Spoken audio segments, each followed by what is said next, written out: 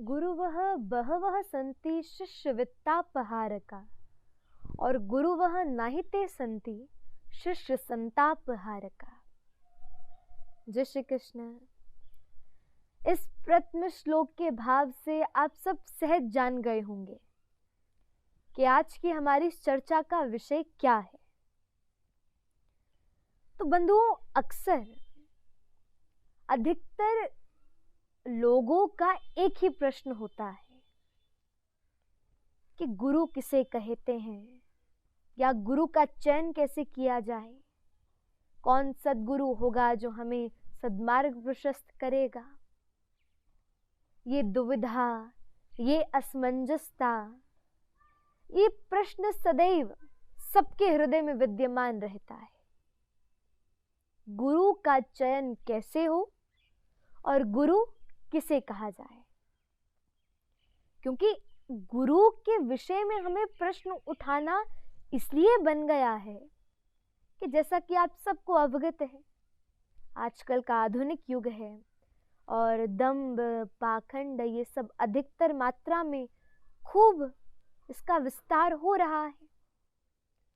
तो हम ऐसी परिस्थिति में कैसे सद्गुरु का चयन करें और कैसे भगवत प्राप्ति के लिए अग्रसर हो।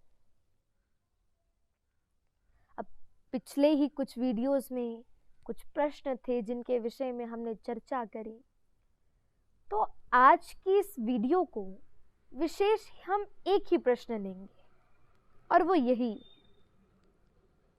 क्योंकि इस प्रश्न का उत्तर देना बहुत अनिवार्य प्रतीत हो रहा था। पहले तो ये जानते हैं कि गुरु किसे कहते हैं, क्या गुरु है, क्या गुरु का महत्व है। तो शास्त्रानुसार कहें, गुरु किसी व्यक्ति विशेष को नहीं कहते, किसी मनुष्य देह को, किसी मानव को, किसी के नाम को गुरु नहीं कहा जाता। गुरु कौन? तो बोले गुरु एक स्थिति होती है, गुरु एक स्वभाव होता है, गुरु एक गुण होता है, ये गुरु है। एक पैंट शर्ट पहना हुआ व्यक्ति भी गुरु हो सकता है। क्यों? क्योंकि गुरु किसी भेष को नहीं कहते।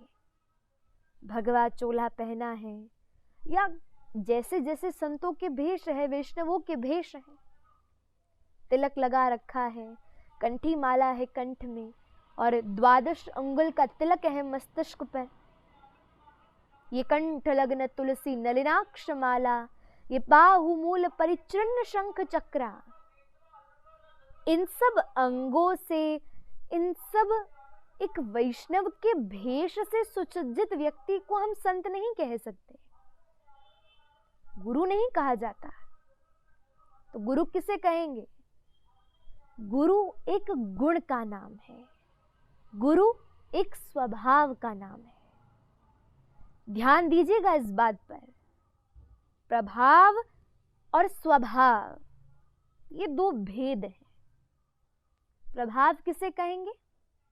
अरे कितना बड़ा बंगला है, कितनी बड़ी गाड़ी है, कैसे शिष्य हैं, अरे कैसी फैन फॉलोइंग है, कितने बाउंसर्स हैं, ये सब प्रभाव को कहा जाता है। लेकिन स्वभाव किसे कहेंगे? कितना सहज है, कितना दीन है, कितना किस प्रकार से वो अपने वैष्णवों से मिलता है, कैसी वार्ता करता है, कितना भगवान नाम लेता है, ये सब स्वभाव को व्यक्त करता है। इसलिए गुरु की पहली पहचान स्वभाव से होगी कि कैसा स्वभाव है, गुणों से होगी, व्यक्तित्व से होगी, मनुष्यता से होगी। गुरु का चयन हम नहीं कर सकते।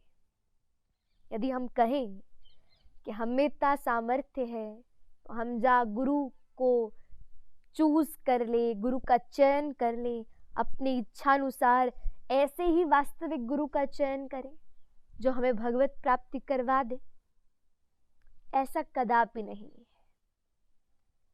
सत्य बोले तो भगवान एकादश स्कंद में श्री उद्धव जी से कहते हैं, दुर्लभो मानुषम देहो देहिनाम क्षणभंगुरः और तत्रापि दुर्लभम मन्ये वैकुंठ प्रिय दर्शनम।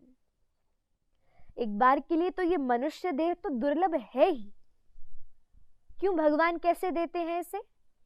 बोले कबहुक करुणा करि नर देहि देत ईस बिनु हेतु सनेहि। ठाकुर जी यूं ही देखते हैं किसी व्यक्ति को तो अहेतु की कृपा कर देते हैं। बोले जाकर तू अपना उद्धार कर और अपना उद्धार कर ये मनुष्य देह ले और पृथ्वी पर जा। लेकिन उससे भी विशेष क्या है, इस मनुष्य देह से भी विशेष क्या है कि जब हमें भगवान के किसी पार्षद का, भगवान के किसी वैष्णव का, भगवान के किसी प्रिय संत जन का संग प्राप्त हो, वो सबसे विशेष बात है। और वो केवल और केवल ठाकुर जी के ही परम अनुग्रह से प्राप्त होती है। ठाकुर जी कृपा करते हैं तो ही ऐसा कोई संत होता है, ऐसा कोई वैष्णव होता है जिसकी वाणी हमारे हृदय में एकदम हृदयांगम हो जाती है।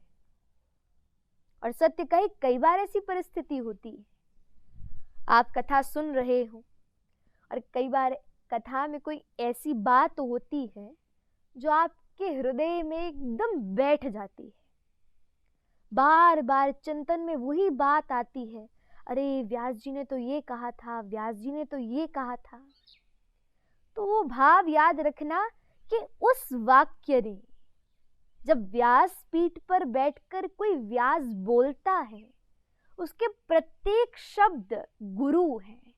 और जिसके भी हृदय में वो हृदयांगम बात होती है, वो गुरु अपने शिष्यत्व को, अपने शिष्य को स्वीकार करता है।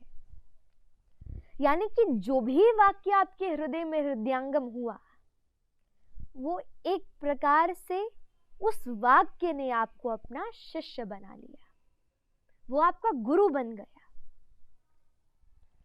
इसलिए गुरु का चयन करने की हमें सामर्थ्य नहीं है। और सत्य कहे तो हम यदि गुरु बनाने का प्रयास करेंगे तो कैसी स्थिति होगी? अनेकों बार मैंने कथा में कहा, गलियन गलियन गुरु फिरे हमसे दीक्षा ले हो, स्वर्ग चाहो चाहे नरक में लिफाफा रुपया दे। ऐसी स्थिति बन जाए। इसलिए इससे बचने के लिए यदि जीवन में अभी कोई गुरु नहीं है, कोई वैष्णव का आगमन नहीं हुआ, तो बस ठाकुर जी पर निर्धारित रखो, ठाकुर जी पर सौंप दो, समर्पित हो जाओ। बोले ठाकुर जी, जहां आपने हमें वृंदावन दिया, जहां आपने हमें कथा दी, तो आप हमें गुरु से नहीं मिलाओगे? निश्चित मिलाओगे, कि सब आपकी इच्छा है। और भक्तमाल में तो कहते हैं, गुरु कौन? गुरु वही जो संत सेवावे, गुरु वही जो वृंदा विपिन बसावे, गुरु वही जो हरि से मिलावे और इन करनी बिनु गुरु ना कहावे। ऐसा गुरु ना हो जो स्वयं का पूजन करवाए, स्वयं की अर्चना करवाए। ऐसा गुरु हो जो अपने आप को मात्र एक साधन जान, अपने आप को मात्र साधन कहलाए और वास्तविक गंतव्य स्थान ठाकुर जी को ही निर्धारित करे, वह गुरु है। इसलिए अनेकों, अब गुरु की महत्ता इतनी क्यों है? गुरु का स्वभाव जान लिया, गुरु का चयन कैसे होगा, कैसे गुरु जीवन में आएंगे, ये सब जान लिया। उस उपरांत अब गुरु की हमारे जीवन में क्या अनिवार्यता है? तो श्रीमद् भागवत के ही एक अद्भुत श्लोक में इस संपूर्ण वाक्यांश को भगवान सिद्ध करते हैं। नृदेह माध्यम सुलभम सुदुर्लभम प्लवम सुकल्पम गुरुकर्ण धारणम मयानुकूले नभस्त्वेरतम पुमान भवाब्धिम नितरित आत्मा। ठाकुर जी कहते हैं कि उद्धव, ये देह क्या है? बोले एक प्लव है, नौका है। और कैसी? सुलभम सुदुर्लभम। सत्य कहे तो सुलभ भी है, क्योंकि इतने सारे लोग मनुष्य तन प्राप्त कर डोल रहे हैं, तो मनुष्य देह सुलभ भी है। लेकिन सुदुर्लभ, क्योंकि शास्त्र कहता है बड़े भाग्य मानुष तन पावा, ये सुदुर्लभ भी है। तो ये देह एक मजबूत नौका है। और गुरु कर्णधारम, इस नौका का कर्णधार यानी कि केवट गुरु है। लेकिन स्थिति कैसी हो? भगवान बोले मयानुकूले नभस्त्वेरितम। नौका समुद्र में कैसे चलती है? बोले जब उसके अनुकूल वायु बहे तो सहज रूप से नौका सहज चलती है। यदि विपरीत वायु हो जाए, फिर वायु का प्रवाह जैसे ही विपरीत होगा तो नौका डगमगाने लगेगी। ठाकुर जी बोले ये देह हमारा एक मजबूत नौका, उस पर भी गुरु जो है वो केवट का स्वरूप है, जो कर्णधार है, हमारी नौका को चलाते हैं। लेकिन ये नौका कब चलेगी? बोले जब मेरी अनुकूल कृपा तुम पर होगी, जब मैं कृपा करूंगा तो ही सहज तुम मुझ तक, इस गंतव्य स्थान तक पहुंच पाओगे।